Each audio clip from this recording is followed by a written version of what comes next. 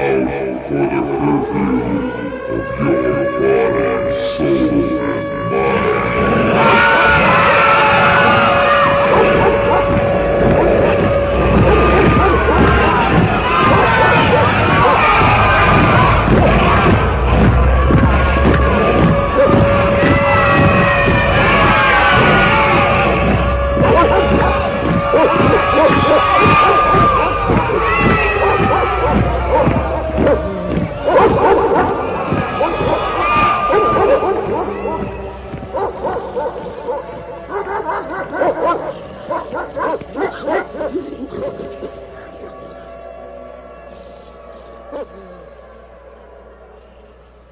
I'm William Cooper, and you're listening to the Hour of the Time.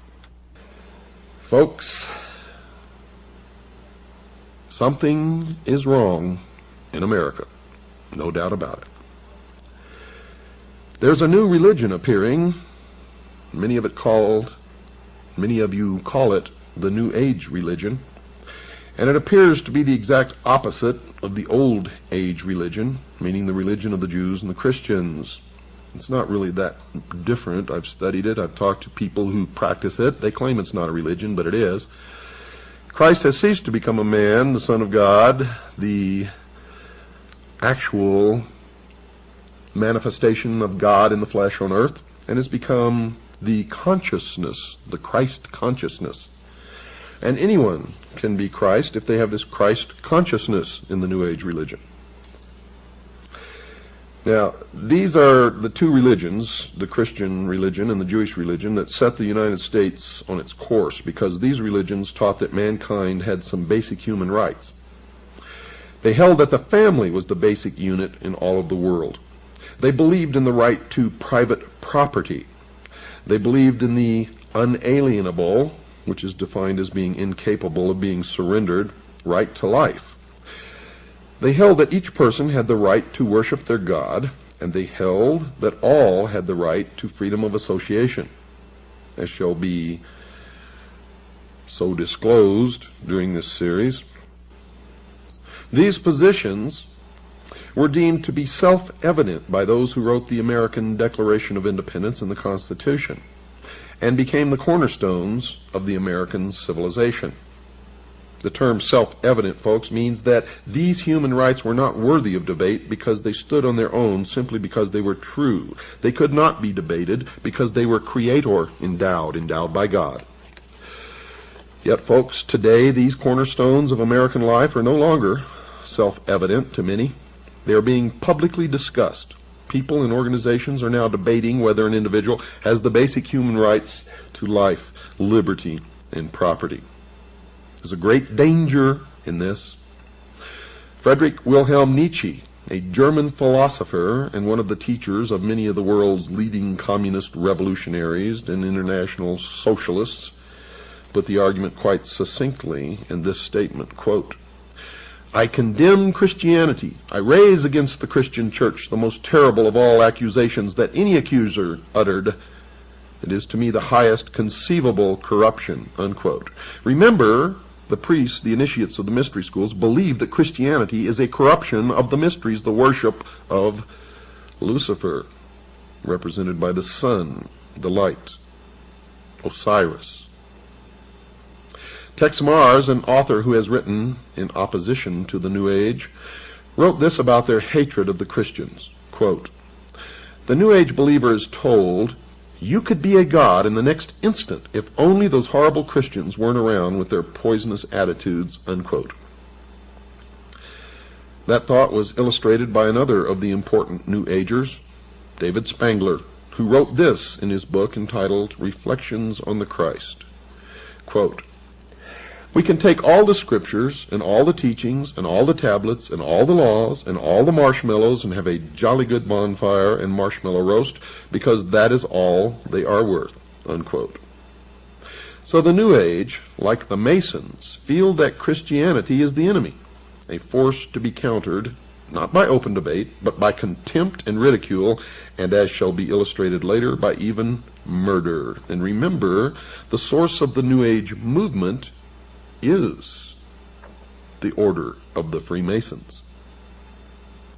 Other parties wished to join the debate. In 1911, the Socialist Party of Great Britain published a pamphlet entitled Socialism and Religion, in which they placed their position about religion into the arena. Quote, "It is therefore a profound truth that socialism is the natural enemy of religion. A Christian socialist is in fact an anti-socialist. Christianity is the antithesis of socialism." Unquote. So the socialist, the New Ager, and the Mason have declared war on the Christians. And, as in every war, the enemy must be defeated even by bloodshed if necessary. This war has deep roots in history, and I will cover those roots so that you will understand it perfectly where this came from. This war is no different. Bloodshed is anticipated by all parties in the battle. Lavetti Lafferty and Bud Hollowell, two New Agers, started the discussion about how their religion sanctions the use of violence against the Christian community. They wrote the following in their book entitled The Eternal Dance, quote, "This is a time of opportunity for those who will take it," apparently meaning the New Agers, the initiates of the mystery religions, socialists. "For others," apparently the Christians, "if the earth is unsuitable for them, if they will not accept the New Age religion, they will go on to other worlds," unquote, which simply means they will be exterminated. You better listen to me, folks. I am a messenger, and my message is unmistakable, and it had better not fall upon deaf ears, for those deaf ears will be rendered dead in the coming New World Order. Another New Age spokesman, Maharishi Mahesh Yogi, the guru sought out by the rock and roll group known as the Beatles and others, has been quoted as saying, quote, "There has not been and there will not be a place for the unfit. The fit will lead, and if the unfit are not coming along, if they will not accept the New Age religion, there is no place for them. In the age of enlightenment, there is no place for ignorant people. Non-existence of the unfit has been the law of nature," unquote. Another example of New Age thinking on this vital issue came from a pamphlet available in a bookstore selling New Age material. It was published by something called the Guardian Action Publications of New Mexico, and it was entitled Cosmic Countdown. This pamphlet alleged that it had received these thoughts from something called higher intelligence, and it directed its attention to the hunger disease problem in the third world, and the pamphlet simply stated, quote, "The world should be forewarned to be on the lookout for diseases which have been suppressed for years, suddenly rearing their ugly heads and decimating populations already on the verge of starvation in the third world nations. Although these peoples will eventually be replaced by the new root race about to make its appearance in a newly cleansed world, nevertheless, for the moment, this is a tragedy," unquote. You see, they have made incredible admissions, but none of you are looking, none of you are reading, none of you are absorbing. In fact, most of you are so stupid that you think that the only thing you should read is what you personally believe in or agree with. How can you exist in this world ignorant of the opinions and the writings and the thoughts of everyone else, including your enemies? The words reveal an incredible scenario. You see, these people in the third world nations are going to be entirely replaced by what they call, quote, "a new root race," unquote. That eventuality will not be a tragedy. The tragedy is that these people are dying now due to starvation and disease, but when they die later, or they're all gone and they're replaced by the new root race, that won't be a tragedy. The concept that a new race of people will inhabit the world in the New Age millennium has been expressed by other believers in the religion. Ruth Montgomery, previously mentioned, has written about that change. Quote, "Those who survive the shift will be a different type of people from those in physical form today, freed from strife and hatred, longing to be of service to the whole of mankind. The souls who helped to bring on the chaos of the present century, apparently the Christians and the Jews, will have passed into spirit to rethink their attitudes," unquote.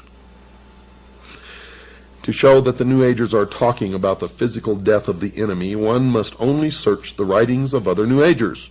Another believer to write on the subject of the destruction of those who will not accept the new religion was Ruth Montgomery. And she has been quoted as saying in a transcribed interview carried by a magazine called Magical Blend, quote, "Millions will survive and millions won't. Those who won't will go into the spirit state because there is truly no death," unquote. Estimates of the number to perish have been made by some New Agers. One who has made such an estimate is John Randolph Price, who was quoted by Tex Mars in his book about the New Age, and he said that, quote, "John Randolph Price was told by his spirit guide that up to 2.5 billion might perish in the coming chaos," unquote. And we already know that the goal of the plan called Global 2000 is to deplete the population by 2 billion people by the year 2000. Now, that estimate is about half of the current world population, 2.5 billion. Another estimate of the number required to die because they will not accept the new religion was offered by the so-called Tibetan master, Dwal Kul, who has said in one of his channeling experiences that 1/3 of all humanity must die by the year 2000. And that would be about 2 billion people, at least. Channeling is one of the strange activities occurring inside the New Age religion. I have witnessed this, and I can tell you most channelers are just fraudulent con artists who are taking the money of those who pay to hear this channeling from dead spirits or ancient teachers or other world spirits. Some of the believers claim that they have the ability to call forth the deceased spirit of someone who lived many years before. Quite often, these spirits claim to be the ascended masters, those who have gone on to discover the eternal truths of all creation. One such believer who claimed to be in touch with a master was Alice Bailey, previously mentioned. Her spirit called himself Dwal Kul, and she claimed he spoke through her, saying, quote, "Death is not a disaster to be feared. The work of the destroyer is not really cruel or undesirable. Therefore there is much destruction permitted by the custodians of the plan, and much evil turned into good," unquote. Now just what the plan constituted was told to the world by Benjamin Krim, another New Age leader. He placed an advertisement in about 20 newspapers all over the world on April the 25th, 1982, that defined the term. The ad read in part, quote, "What is the plan? It includes the installation of a new world government and new world religion under Maitreya," unquote.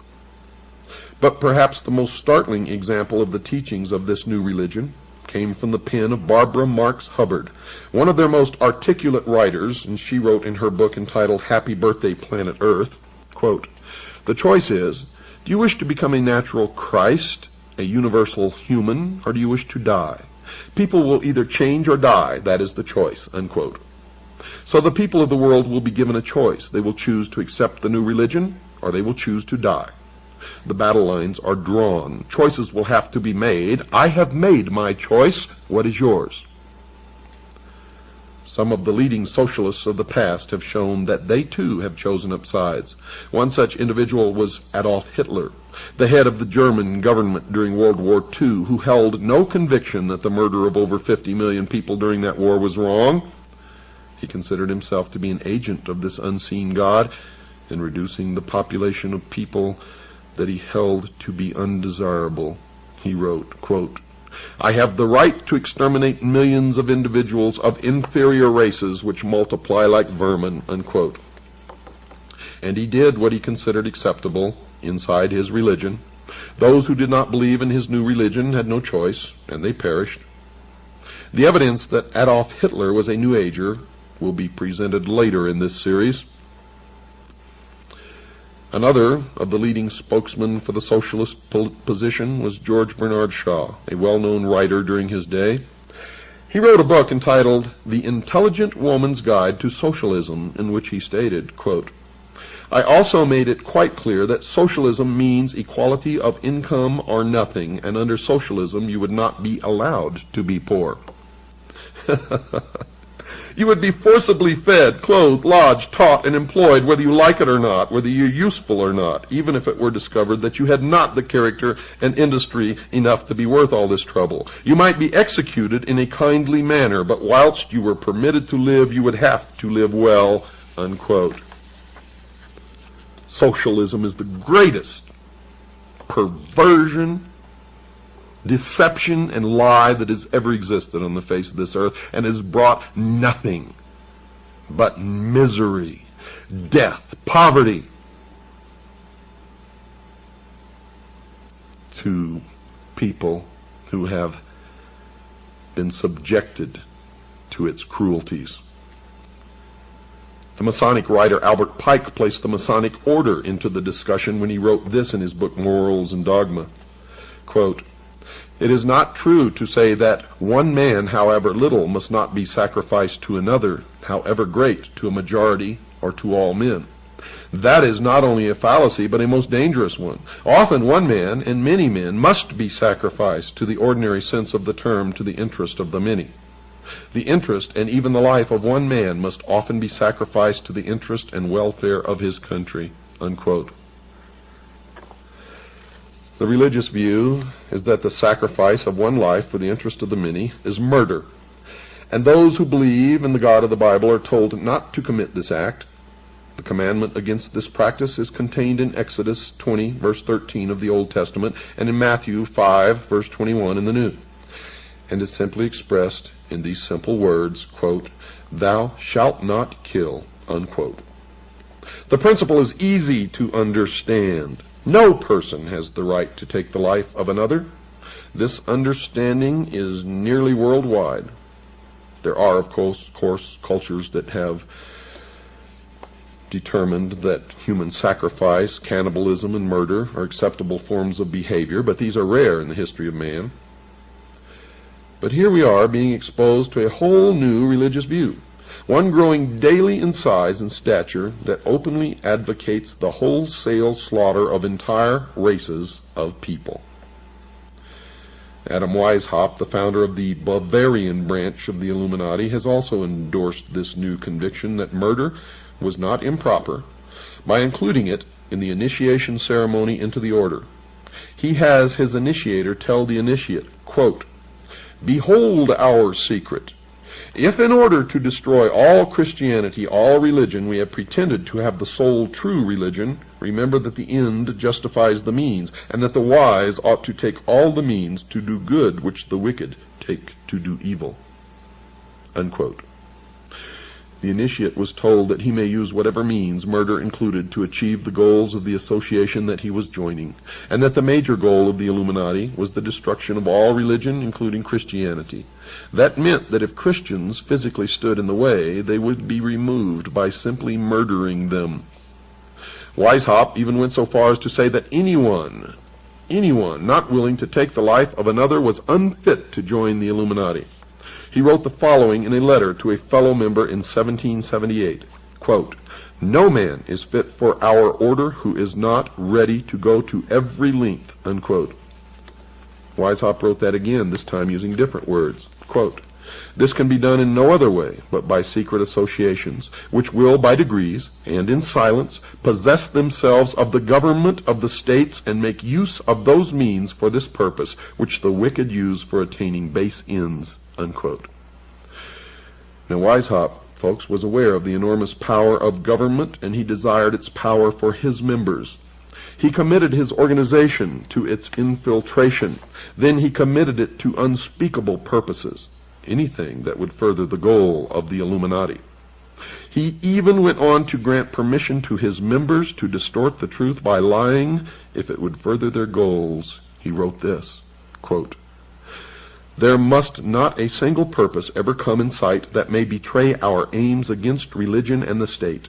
One must speak sometimes one way and sometimes another, but so as never to contradict ourselves, and so that with respect to our true way of thinking we may be impenetrable," unquote.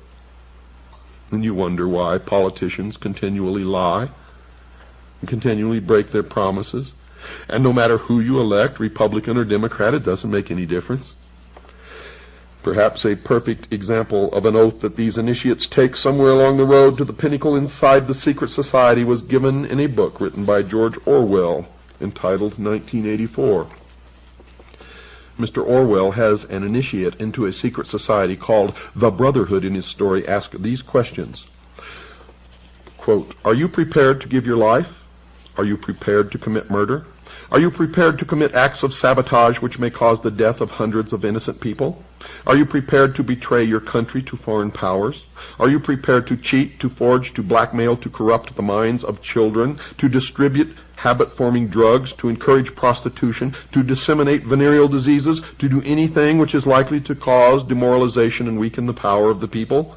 Are you prepared to commit suicide if and when we order you to do so?" This, folks, is an example of the philosophy that the ends justify the means. The initiate should do as he was required as long as the act benefited the brotherhood. There is no morality under such an oath. So murder of the unfit, those unwilling to adopt the new religion, will be acceptable, and those who do the annihilating are to feel no remorse. In the view of the New Age religion, the murderers have served mankind well.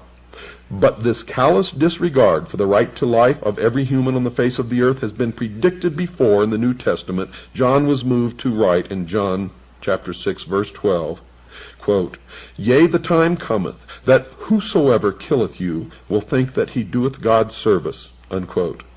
The New World Order, ladies and gentlemen, will sail in on a sea of blood. We have to take a short break now, folks. Don't go away. I'll be right back after this short pause. Well, let's continue here. The New Age religion, folks, is going to have a worldwide leader.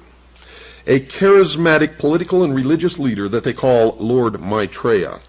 At least so far that's who they call him, or that's what they call him. This individual, as far as I know, has not made his public appearance yet, but the New Agers claim that he is on the earth at the present time.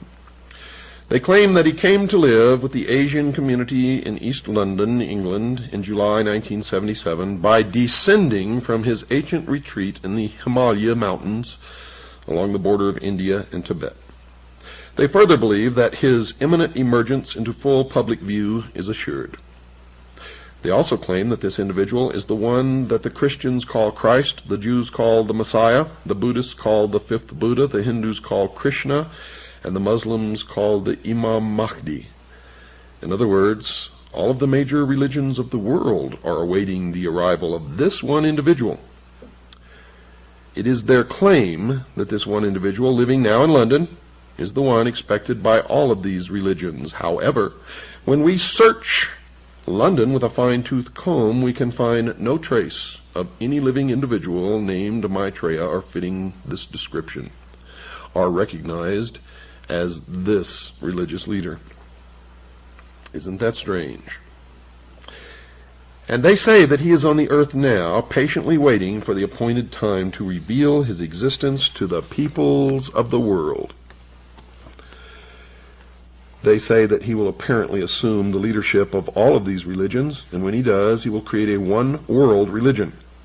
The New Agers have written that in the esoteric tradition, previously defined as being intended for or understood by only a chosen few as an inner group of disciples or initiates, in other words, the esoteric means hidden. They claim that the word Christ is not the name of an individual, but the name of an office or function within the spiritual hierarchy of masters. They claim that the masters are a group of perfected men who have guided human evolution from behind the scenes for centuries, and they believe that this Lord Maitreya is that Christ. Now, Manly P. Hall has written of this individual by identifying him as, quote, "the way, the truth, and the life, which coming to every life redeems all who accept it," unquote. Tex Mars has quoted this individual as saying, quote, "My army is ready for battle, my masters of wisdom and myself at the head. That battle will be fought for the continuance of man on this earth. Rest assured that my army shall triumph," unquote. Well, it appears that the battle to be fought between the followers of Lord Maitreya and the rest of humanity is still in the future. but at least one of the participants has an army already prepared. How about you? One who claims to have seen the birth in a vision of someone who seems to fulfill the requirements of this Maitreya was astrologer Jean Dixon. Her major claim to being a prophet is her prediction, reportedly made before the event of the assassination of President John Kennedy in 1963. However, her credentials were dealt a serious blow in 1968 when she also prophesied that the Soviet Union would be the first to put a man on the moon. Another of her prophecies was that the Republican Party would be victorious in 1968. And it was with the election of Richard Nixon, a Republican. But she also predicted that within the following decade, 1970 to 1979, the two-party system, as we have known it, will vanish from the American scene. She further predicted that Richard M. Nixon had excellent vibrations for the good of America and would serve the country well. So you can see that she is a very accurate person from which to judge the course of the future. If you want to know the truth, folks, I am the most accurate prophet of future events in history. In history.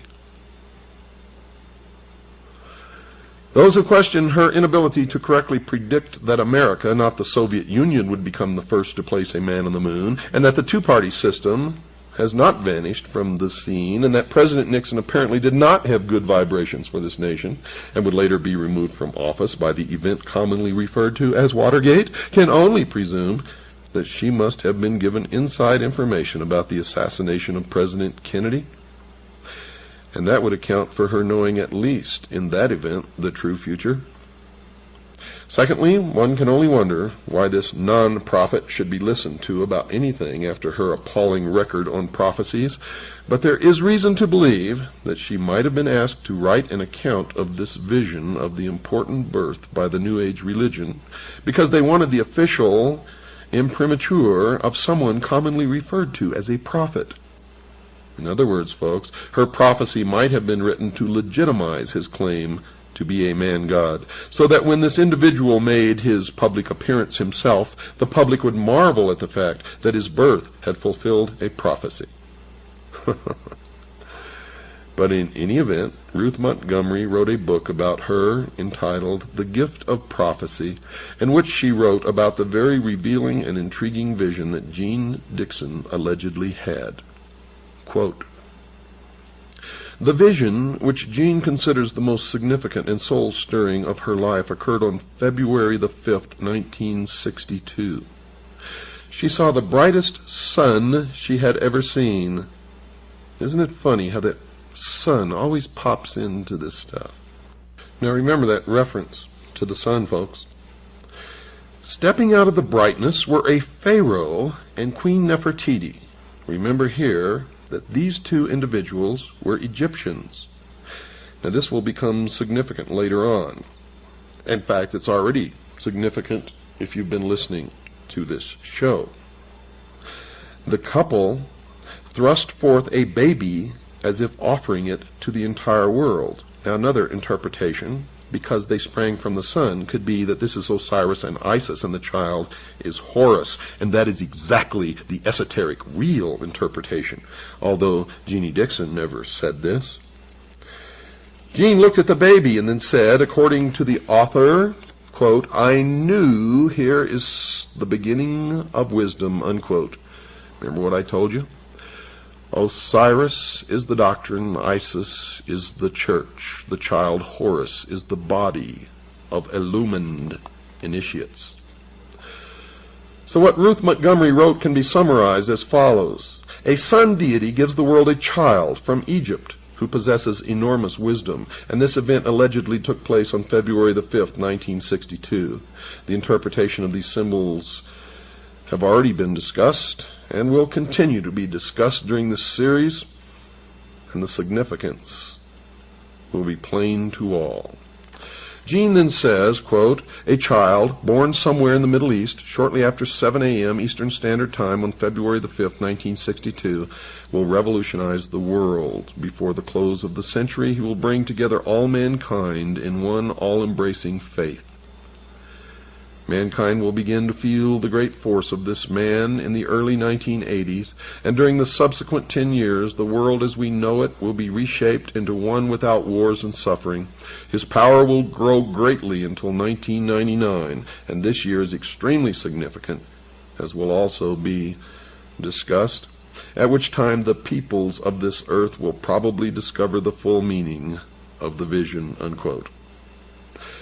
So according to this vision, a child born on February the 5th, 1962, will grow up to bring a one-world religion onto the face of the earth, and his efforts will be successful in 1999.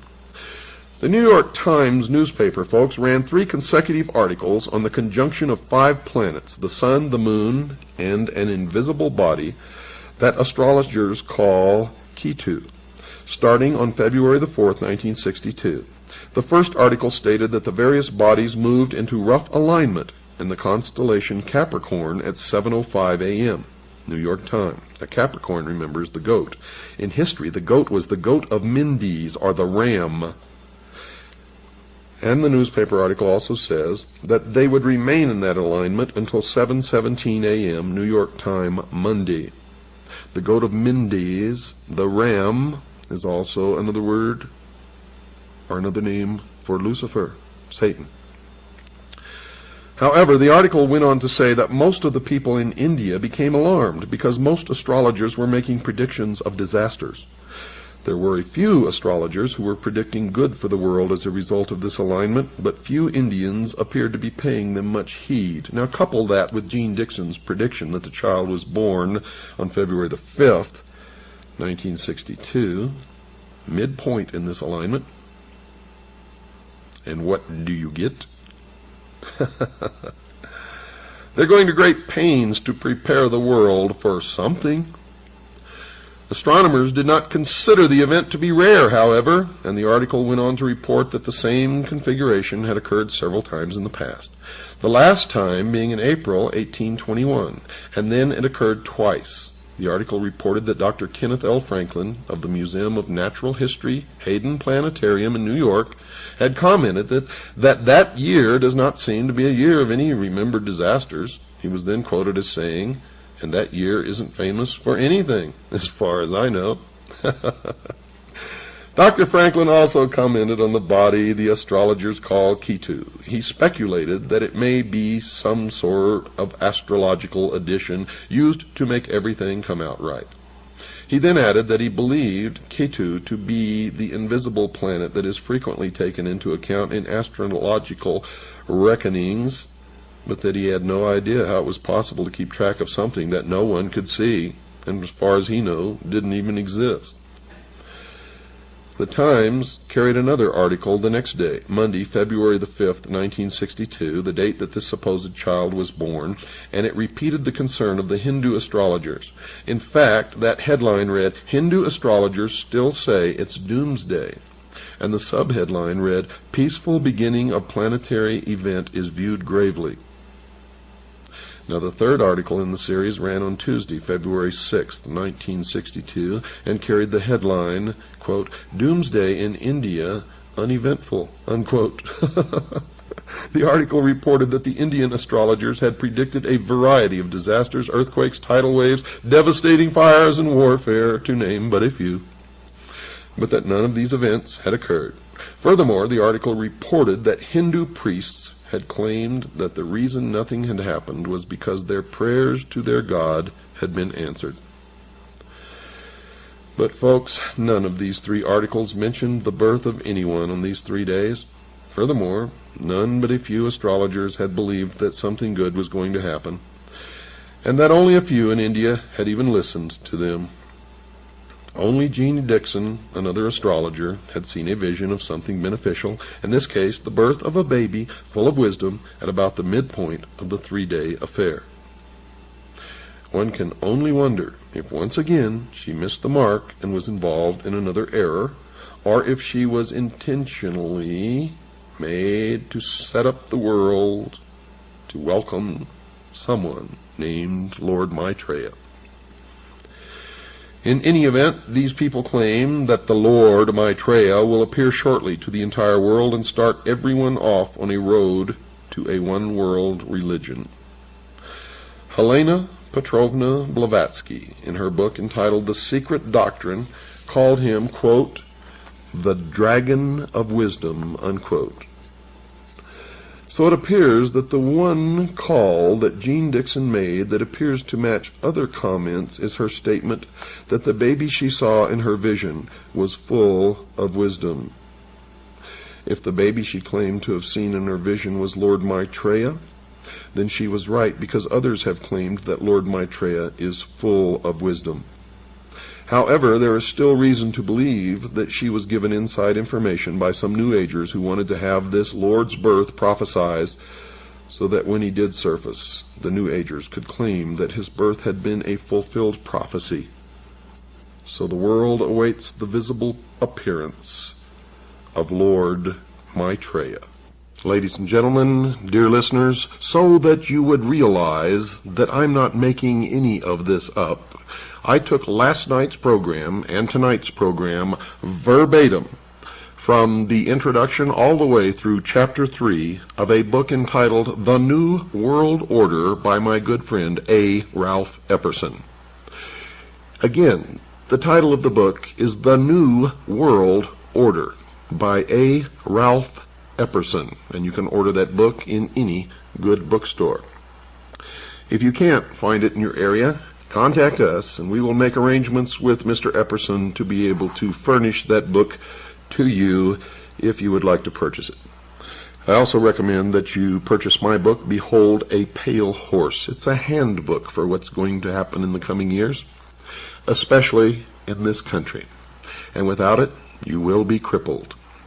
If you would like to purchase my book, Behold a Pale Horse, if you're a CAGI member, send $25. That includes postage and handling.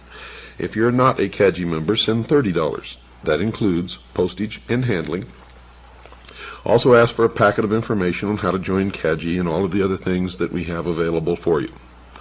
Send it to Stan at Post Office Box 889, Camp Verde, Arizona, 86322. That's P.O. Box 889, Camp Verde, Arizona, 86322. Or you can call Stan at 602-567-6109. That's 602-567-6109. While you're at it, folks, reach way down deep into your pockets. Make a check or money order out to WWCR to help us pay for this airtime. If you like this show, if you want it to continue, then please make out a check to WWCR and send it along with your request for information to Stan. Folks, we are nearing the end of the road of civilization as we know it, unless we wake up. Unless we take control and make sure the future is what we want it to be. And one of the things that we must do now immediately is stop fighting amongst each other. Stop fighting the man who doesn't look like you, or the woman who doesn't look like you, the people who have a different skin color than you do.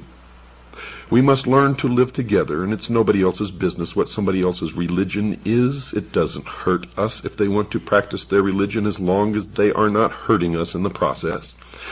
So why go to war with them? We are all brothers and sisters in this world, no matter who we are. Let's learn to live together and love each other. Good night, and God bless each and every one of you.